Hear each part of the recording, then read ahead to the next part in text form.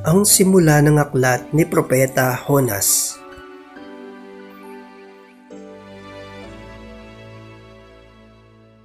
Sa lipi ni Zabulon ay may isang lalaking Jonas ang pangalan. Siya ay anak ni Amittai.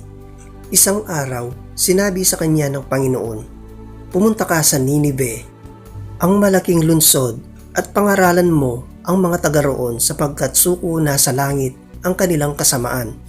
Sa halip na sumunod, ipinasya ni Jonas na magtago sa Tarsis sapagkat inaakala niyang malayo na iyon sa Panginoon.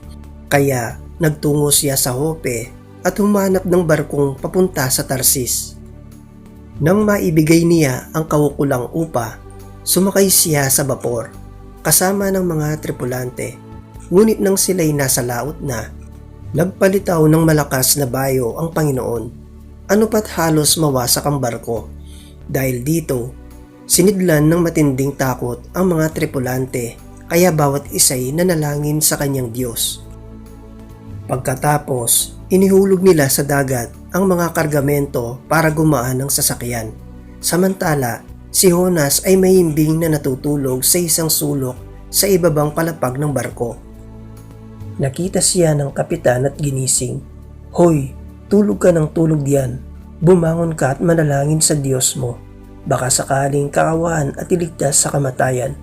Nag-usap-usap ang mga tripulante. "Magsapalaran tayo para malaman natin kung sino ang dahilan ng lahat ng ito." Gayon nga ang ginawa nila at nabunot ang pangalan ni Jonas. Kaya't siya'y kinausap nila. "Nagsapalaran kami para malaman kung sino ang may kasalanan at ikaw ang nabunot. Ano ba ang ginagawa mo rito? At taga saan ka?" "Ako ay Hebreo," sagot ni Jonas. "Nananalig ako sa Panginoon, ang Diyos ng kalangitan, ang lumikha ng dagat at ng lupa." Bago pa ito nangyari, sinabi ni Jonas na pinagtataguan niya ang Panginoon. Kaya sa malaking takot, pahilakbot nilang sinabi kay Jonas, "Napakalaki ng ginawa mong kasalanan." Lalong lumakas ang bagyo. Kaya si Jonas ay kinuusap uli ng tripulante. "Ano ang ibig mong gawin namin sa iyo para pumayapa ang dagat? Hihagis ninyo ako sa dagat sapagkat alam kong ako ang dahilan ng nangingit-ngit na bagyong ito," sagot niya. Pinipilit sana ng mga tripulante na itabi ang bapor. Ngunit wala silang magawa sapagkat lalong lumalakas ang bagyo. At nanalangin sila ng ganito, "Panginoon, naway wag ninyo kaming parusahan o ibilang na mamamatay tao sa gagawin namin sa taong ito, yamang kayo na rin ang nagpahiwatig ng dapat naming gawin." Pagkasabi nito, binuwat nila si Jonas at inihagis sa dagat at bigla itong pumayapa. Dahil dito, sinidlan sila ng matinding takot sa Panginoon kaya't nagandog sila at namanata sa Kanya. Ang Panginoon naman ay nagtalaga roon ng isang dambuhalang isda. Nilulun nito si Jonas. Siya'y nanatiling 3 araw at 3 gabi sa tiyan ng isda.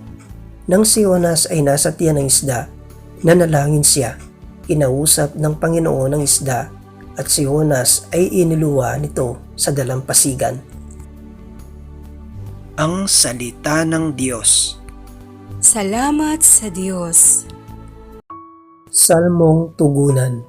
Sa tiyak na kamatayan, ako'y ipinagsanggalang. Nang si Jonas ay nasa tiyan ng isda, nanalangin siya. Sa tiyak na kamatayan, ako'y ipinagsanggalang. Poon, nang ako'y nasa kagipitan, nanalangin ako sa iyo at sinagot mo ako. Mula sa kalalimang walang katulad, ako'y tumawag sa iyo at dininig mo ako. Sa tiyak na kamatayan, ako'y ipinagsanggalang. Inihulog mo ako sa pusod ng dagat. Napadpad ako sa laot ng karagatan at natabunan ng malalaking alon. Sa tiyak na kamatayan, ako'y ipinagsanggalang. Sinabi ko, "Nalayo ako sa iyo. Kailan ko kaya makikita uli ang banal mong templo?" Sa tiyak na kamatayan, ako'y ipinagsanggalang. Nang maramdaman kong napupugto na ang aking hininga, naalaala kita, Poon. Ako'y dumaing at narinig mo ako mula sa iyong banal na templo. Sa tiyak na kamatayan, ako'y ipinagsanggalang. Aleluya, aleluya. Bagong utos, ani Kristo, mag-ibigan sana kayo katulad ng pag-ibig ko. Aleluya, aleluya. Ang mabuting balita ng Panginoon ayon kay San Lucas. Isang dalubhasa sa kautosang Hudyo ang lumapit kay Jesus upang siya'y subukin. Guro, ano ang dapat kong gawin upang magkaroon ako ng buhay na walang hanggan? Tanong niya.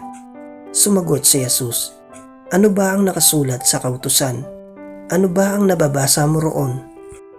Sumagot ang lalaki, ibigin mo ang Panginoon mong Diyos ng buong puso, buong kaluluwa, buong lakas at buong pag-iisip. At ibigin mo ang iyong kapwa gaya ng pag-ibig mo sa iyong sarili. Sabi ni Jesus, tama ang sagot mo. Gawin mo yan at magkakamit ka ng buhay na walang hanggan. Upang wag siyang lumabas na kahiyahiya, nagtanong pa ang lalaki, sino naman ang aking kapwa? Sumagot si Jesus, may isang taong naglalakbay mula sa Jerusalem papuntang Jericho. Hinarang siya ng mga tulisan, kinuha pati ang damit sa kanyang katawan, binugbog at iniwang halos patay na. Nagkataong dumaan doon ang isang paring Hudyo. Nang makita ang taong nakahandusay, lumihis siya at nagpatuloy sa kanyang paglakad.